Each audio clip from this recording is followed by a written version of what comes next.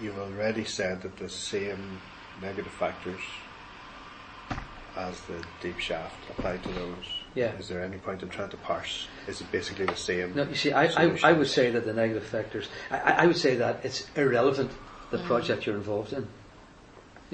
I've given you tangible examples, but I think frankly they are irrelevant. It's how the people issues go together whenever they are faced with an issue, and whether we're doing construction projects or whether we're doing something else, whether we're talking about how we reorganise staff within Queen's.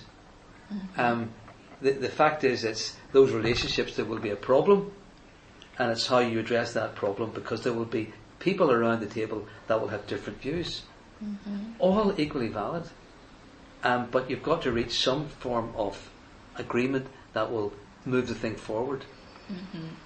I'm going to talk to the politicians next about this. But so those. So the positive factors and the early warning signs and the measures to address them that you've already talked about basically are the same for those three. Absolutely, yeah.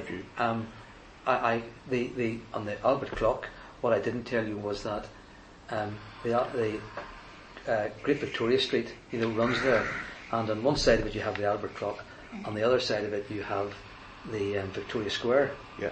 And there's a car park, an underground car park in Victoria Square. But what you probably don't know is that the walls of the Victoria Square car park, you see, are shaped like this. But there's actually tie rods going into Victoria Street.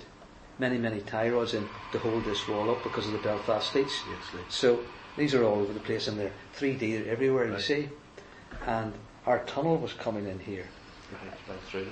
And the point was, what happens if we hit one of these tie rods and it was twang? Would it affect the stability of the wall? And you have the Albert clock on the other side of it. So that was a bit of a tense moment. As it turned out, we were. And how would we know if we broke one of them anyway? I presume it wasn't modelled in a beautiful 3D. No. Well, and I mean, if it were, would you trust anybody? How would they know where it goes?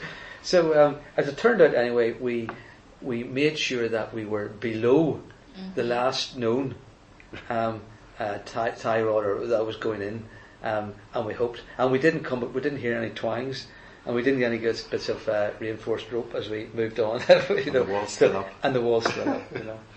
Sorry. So. Okay. So having walked. But don't park in the car park down there. I don't like it. Just in case. Having walked through this framework, so what are your comments regarding its clarity, logic, usefulness in describing the stakeholder relationships, and potential usefulness in identifying a practical methodology to reduce the likelihood of relationship problems occurring in future?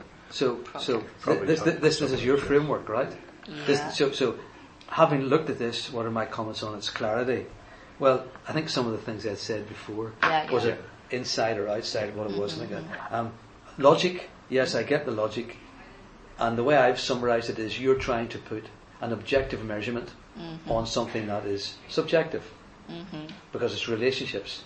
Yeah. But that's still a good thing, because I think it does give a measure of objectivity to give a clue or a toolkit to people that they should be aware of how relationships are moving, whether they're in a poor way or in a good way. So I think it's useful to do that. I would say, though, it's who does it and how is it done, and I'm saying that's probably at an agreement at a very high level where we can agree those. Okay.